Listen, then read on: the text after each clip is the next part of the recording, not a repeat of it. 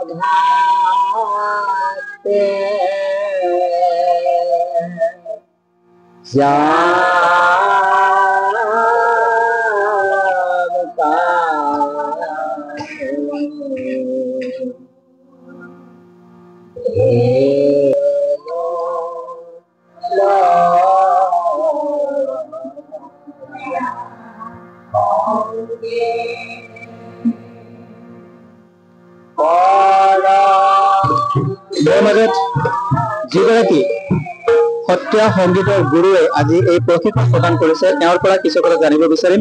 মোৰ কেমেৰা পাৰ্চনে তেওঁলোকে ফকাচ কৰিব। এনেকুৱা সময়ত আমাৰ গুৰুজনাৰ সংস্কৃতিৰ চৰ্চা আপোনাৰ পৰিয়ালত এটা নতুন পৰিৱেশত। নমস্কাৰ, মই শ্ৰী অনুপি সংস্কৃতি বিশ্ববিদ্যালয়ৰ মই প্ৰাথমিক আশ্ৰয় এজন শিক্ষক আছে, আৰু মই সেই শিক্ষকতাটো হোৱা অৱস্থাত যিহেতু ছাত্ৰ ছাত্ৰীৰ মই শিক্ষা গ্ৰহণ কৰি আছো। যিহেতু শিক্ষাটো আছে, শিক্ষাৰ্থীসকলে আৰু অকণ বেছিকৈ জানিবৰ কাৰণে মোৰ যিহেতু আহিছে, মই সকলোকে ধন্যবাদ জনাইছো আৰু আপোনালোককো ধন্যবাদ জনাইছো। আৰু মই তেওঁলোকে কোৱা হৈছিল যে তোমালোকে যদি কিবা সুবিধা পোৱা মোৰ ওচৰলৈ আহিলে মই শিক্ষা দিম। এতিয়া এগৰাকী আছে লখিমপুৰৰ পৰা, এটা আছে ধেমাজি, আছে মাজুলী চাই আমাৰ যিহেতু আমাৰ আছে। গতিকে আমি তেওঁলোকক আন্তৰিকতাৰে শিক্ষা দিবলৈ এইটোৱে বিচাৰিছো। তেওঁলোকে ইমান কৰ্মময় ব্যস্ততাৰ মাজতে আমি ইয়াত আহিছে, তেওঁলোকক মই যি পাৰো শিক্ষা দি আগুৱাই নিবৰ কাৰণে চেষ্টা কৰিম। কিমান গুৰুত্বপূৰ্ণ এই চৰ্চা কিমান গুৰুত্বপূৰ্ণ? যথেষ্ট গুৰুত্বপূৰ্ণ। আজি যিটো অসমত দেখিছো, আজি যিটো বিজ্ঞানৰ যিটো সময়ত দেখিছো, আজি সেইটো আজি বহুতো টিভি আৰু ফেচবুকৰ যিটো দেখিছো, সেইটো বিপথে পৰিচালিত হোৱা দেখিছো। তাৰ তুলনাত তেওঁলোকে আমাৰ এই গুৰুজনাৰ কলাকৃতি চৰ্চা কৰিছে, তাৰ কাৰণে মই ধন্যবাদ জনাইছো আৰু আশা ৰাখিছো তেখেতসকলে শিক্ষাৰ ওপৰত কিছু এটা মেছেজ দিব আমাক যে এই পুস্তিকাটোৰ কিমান গুৰুত্ব আছে আৰু 10জনক 100জনক শিক্ষা দিব আৰু এইটোকে মই আশা কৰিছোঁ।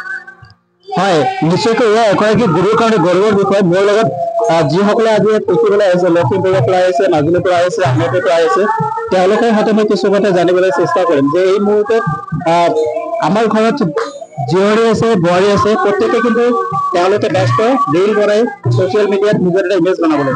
তাৰ পৰা তেওঁলোকে আঁতৰি আহি গুৰুজনাৰ সংস্কৃতি শিক্ষাৰ কাৰণে প্ৰয়াস কৰিছে। কিন্তু কি হৈছে জানিবলৈ চেষ্টা কৰিম। আপোনাৰ শুভ নাম আৰু ক'ৰ পৰা আহিছে?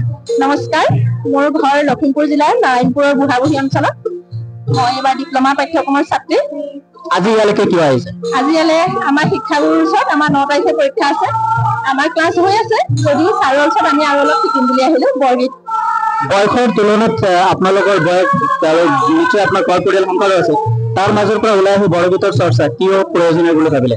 কেৱল বৰগীতেই নহয়, আমি প্ৰভু পীতাম্বৰ দেৱগোস্বামী প্ৰভু ঈশ্বৰৰ চৰণত আধ্যাত্মিকতাৰ পৰা ধৰি লৈ পেলাই আমাৰ সমাজখন কেনেদৰে চলাব পাৰো, আমাৰ ঘৰখন কেনেদৰে চলাব পাৰো, আমাৰ সন্তানক আমি কি জ্ঞান দিব পাৰো, আৰু শিক্ষাগুৰুসকলৰ চৰণত আমি কেনেকৈ আমাৰ সত্ৰীয়া সংস্কৃতিৰে বৰগীতৰ ভাগখিনি আমি ল'ব পাৰো, সেইখিনি আমি শিকিবলৈ আহিছো।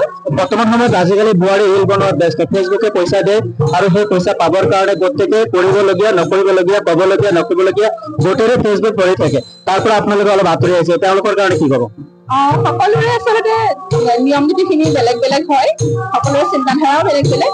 আমি বেয়াখিনি এৰি পেলাই আমাৰ মহাপুৰুষ গুৰু দুজনাই যিখিনি আমাৰ কাৰণে সৃষ্টি হৈ গ'ল সেইখিনি আমি সামৰি ল'ব লাগে আচলতে। তেতিয়াহে আমাৰ নৱপ্ৰজন্মসকল আগবাঢ়ি যোৱাত সহায় হ'ব। আপুনি আগলৈ কি আশা কৰে নিজক লৈ? আমি ভাবিছো অলপ ভাল মানুহ হ'ব বিচাৰো সমাজত।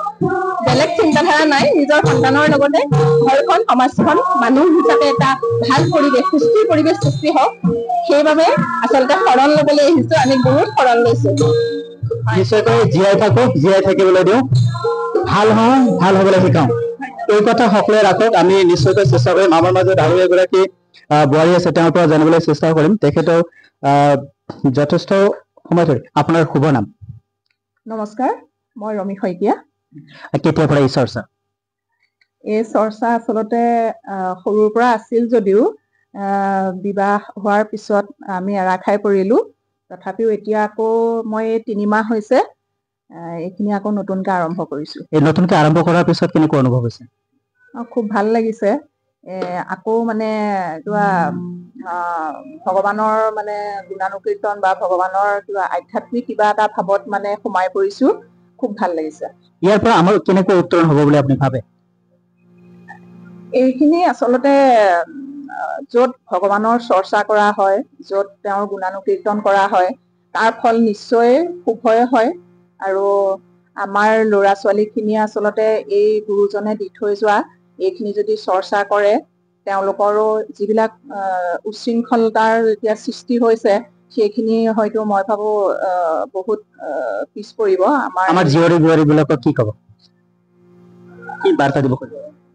তেওঁলোকক যাৰ আচলতে এই বিষয়টোৰ প্ৰতি অলপ আগ্ৰহ আছে, কিন্তু কিবা কিবি জঞ্জালৰ কাৰণে আহিব পৰা নাই বুলি ভাবে তেওঁলোকে, কিন্তু সময় আচলতে নিজৰ হাতত, নিজে কেনেকে মেনেজ কৰে সেইটোহে ডাঙৰ কথা।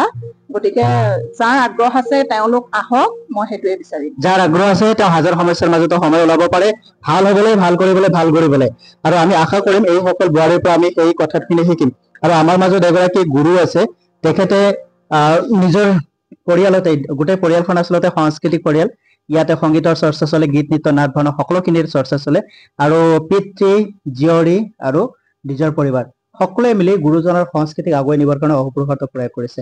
আৰু মই ইয়াত প্ৰথমবাৰ যেতিয়া আহিছিলো, তেখেতসকলৰ লগত কথা পাতি অভিভূত হৈ পৰিছিলো, আৰু প্ৰায় 2 ৰাতি সময় মই ইয়াতে অতিবাহিত কৰি গৈছিলো। আৰু আজি প্ৰায় 6 মাহ 7 মাহ অন্তত আকৌ দ্বিতীয়বাৰ আহি এটা নতুন পৰিৱেশ পাইছো। কি কৰাব, এগৰাকী মাতৃ, এগৰাকী পত্নী আৰু এগৰাকী গুৰু, 3টা ভূমিকা একেলগে কেনেদৰে? হয়, নমস্কাৰ, সকলোলৈকে আন্তৰিক অভিনন্দন জ্ঞাপন কৰিছো। মই মাতৃ, গুৰু আচলতে হ'ব পৰা নাই, মই শিকি আছো মোৰ স্বামীৰ পৰা। মোৰ স্বামীয়ে মোৰ গুৰু। সৰুৰ পৰাই গুৰুজনে দি যোৱা কৃষ্টি সংস্কৃতিৰ প্ৰতি খুবেই আকৃষ্ট, খুবেই শ্ৰদ্ধা কৰোঁ। আমাক যিখিনি দি গ'ল আমি সকলোতো সংগ্ৰহ কৰিব নোৱাৰো বা আমি সকলো ল'ব নোৱাৰো, তথাপিও গুৰুজনে দি যোৱা সেই অমৃতৰ অকণমান হলেও যদি আমি শৰীৰত, আমাৰ মনত, আমাৰ মগজুত যদি আমি ঠান দিব পাৰো, মই ভাবো প্ৰত্যেকগৰাকী নাৰীয়ে এসময়ত তেওঁলোক মহিয়সী নাৰী হ'ব পাৰিব বুলি মই ভাবো। কাৰণ গুৰুজনে দি যোৱা আধ্যাত্মিক এই সংস্কাৰখিনিয়ে আমাৰ পৰিয়ালটো, আমি জন্ম দিয়া আমাৰ সন্তান কেইটাক, আনক নহলেও অন্তত মই জন্ম দিয়া মোৰ সন্তান কেইটাক মই শুদ্ধ বাটেৰে নিব পাৰিম বুলি মই ভাবো। সেয়েহে মই ভাবো প্ৰত্যেক নাৰীয়ে বৰ্তমান এই যান্ত্ৰিকতাৰ বৈজ্ঞানিক যুগত যি নাৰীসকলৰ যি ভূমিকা দেখিছো, সকলো নহয় অৱশ্যে, কিছু সংখ্যকে খুবেই সুন্দৰ কৰি আছে। আৰু মই ভাবো আমি অসমীয়া, আমি গুৰুজনৰ এই পুণ্যভূমিত জন্ম লৈ আমি ভাবো আমি উচ্ছৃংখল নহয়, আমি এটা শুদ্ধ ৰাস্তাৰে আমাৰ সন্তানসকলক আমি আগুৱাই নিওঁ, গুৰুজনৰ এই কৃষ্টি সংস্কৃতিৰে আমি আগুৱাই যাওঁ। আমি দেখিম আমাৰ ভৱিষ্যত প্ৰজন্ম সদায় সুন্দৰ হ'ব, আমি এখন সুন্দৰ সমাজ গঢ়িব পাৰিম। গুৰুজনে দেখি যোৱা সপোনৰ সেই সমাজখন আমি যাতে সকলো নাৰীয়ে একগোট হৈ আমাৰ উত্তৰ পুৰুষক আমি দি যাব পাৰো, তাৰে আমি অকণমান প্ৰয়াস কৰি আজি আমি 4গৰাকী আমি বহিছো আমাৰ গুৰুৰ ওচৰত, গুৰুজনৰ কৃষ্টি সংস্কৃতি চৰ্চাৰ কাৰণে। মই এই মুহূৰ্তত আহ্বান জনাম প্ৰত্যেক অসমীয়া নাৰীয়ে আহক, আপোনালোকে উশৃংখল বাট নল'ব, অবাটে নাযাব আপোনালোকে। সকলোৱে মই এটাই কওঁ, মোবাইল ব্যৱহাৰ কৰক, কিন্তু ভাল ক্ষেত্ৰত কৰক। আমাৰ সন্তানসকলক এই বাস্তৱ জগতখনৰ লগত চিনাকি কৰিবলৈ চেষ্টা কৰক। আপোনালোকে সেই যান্ত্ৰিক যুগ, আমি চকুৰে ঢুকি নোপোৱা সেই যুগটোৰ ফালে আমাৰ সন্তানসকলক ঠেলি নিদিব। ধন্যবাদ। এগৰাকী মাতৃক 100গৰাকী শিক্ষকৰ লগত তুলনা কৰা হয়।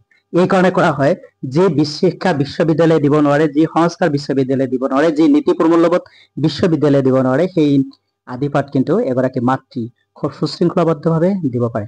এগৰাকী মাতৃ নিৰক্ষৰ হ'ব পাৰে, এগৰাকী মাতৃ স্কুলৰ বাৰান্দা নেদেখিব পাৰে, এগৰাকী মাতৃ পাঠ্যপুথিৰ কলা আখৰ নিচিনিব পাৰে, কিন্তু তেওঁ দিয়া শিক্ষাৰে আমাৰ সমাজত এনেকুৱা মহিয়সী মহান মহাত্মা পুৰুষৰ জন্ম হ'ল, উপহাৰ দি থৈ গ'ল, যিসকলে আমাৰ দেশক এক নতুন পৰ্যায়লৈকে উন্নীত কৰিলে। সেইসকল মাতৃ সদায় আৰাধ্য। আৰু তেনে এটা পৰিৱেশ গঢ়িবৰ কাৰণে প্ৰয়াস কৰিছিল মহাপুৰুষ শ্ৰীমন্ত শংকৰ গুৰুজনাই। জাতি বৰ্ণ বৰ্গৰ ঊৰ্ধত গৈ নাৰী পুৰুষক এক কৰি, স্ত্ৰী পুৰুষে হৈবে একমতি, তেহে সিজিবে হৰিত ভকতি, সেই মাত্ৰা আমাক দি থৈ গ'ল। নাহি জাতি ভেদাভেদ বিচাৰ, কৃষ্ণ ভকতিত সমস্ত অধিকাৰ। তেনেহলে আমি কিয় আঁতৰি থাকো? আমাৰ প্ৰজন্মক আমি কি দিম? সন্তান যদি সম্পদ হয়, তেনেহলে সম্পদক সুৰক্ষিত কৰি ৰখাৰ দায়িত্ব এগৰাকী মাতৃৰ, পিতৃৰ, এটি পৰিয়ালৰ। ওচৰ চুবুৰীয়া পৰিৱেশ যদি বিশৃংখল হয়, তেনেহলে কোনো এটা পৰিয়ালত থকা সন্তানে যে সুবাটেৰে খোজ বুলিব নোৱাৰিব, সেয়া নিশ্চিত। গতিকে জীৱন গঢ়ো, জীৱন এনেকৈ গঢ়ো যেন সম্পদ হিচাপে, মানৱ সম্পদ হিচাপে, মানৱ ৰত্ন হিচাপে আমি জিলিকাই তুলিব পাৰো। জীৱন অমূল্য, এই অমূল্য জীৱনক অমূল্য কৰি ধৰি ৰাখিবৰ কাৰণে নৈতিক সংস্কাৰ, প্ৰমূল্যবোধ শিক্ষা, আধ্যাত্মিক সংস্কাৰৰ লগতে পিতৃ মাতৃ জ্যেষ্ঠ গুৰুজনলৈ ভক্তি ৰখাটো অত্যন্ত প্ৰয়োজনীয়। আজি এই অনুষ্ঠানটোৰ পৰা আপোনালোকে কি বাৰ্তা ললে, বাৰ্তাত জনাব, আমি জানিবলৈ আগ্ৰহী। আগলৈ আহিম আৰু এটা নতুন ভিডিঅ লৈ, তেতিয়ালৈকে সকলোৱে কুশলে থাকক, মংগলে থাকক। গুৰুজনৰ সংস্কৃতি নেৰিব, বৰগীত কীৰ্তন নামঘোষাৰ পথ আওৰাবলৈ শিকিব, শিকাব। সন্তানৰ মুখত শুনিলে আপুনিও তৃপ্তি পাব, ঈশ্বৰৰ সন্তুষ্ট হ'ব, ঘৰখন সকুশলে ঈশ্বৰৰ আশীৰ্বাদে ভৰি পৰিব। ধন্যবাদ। Thank U.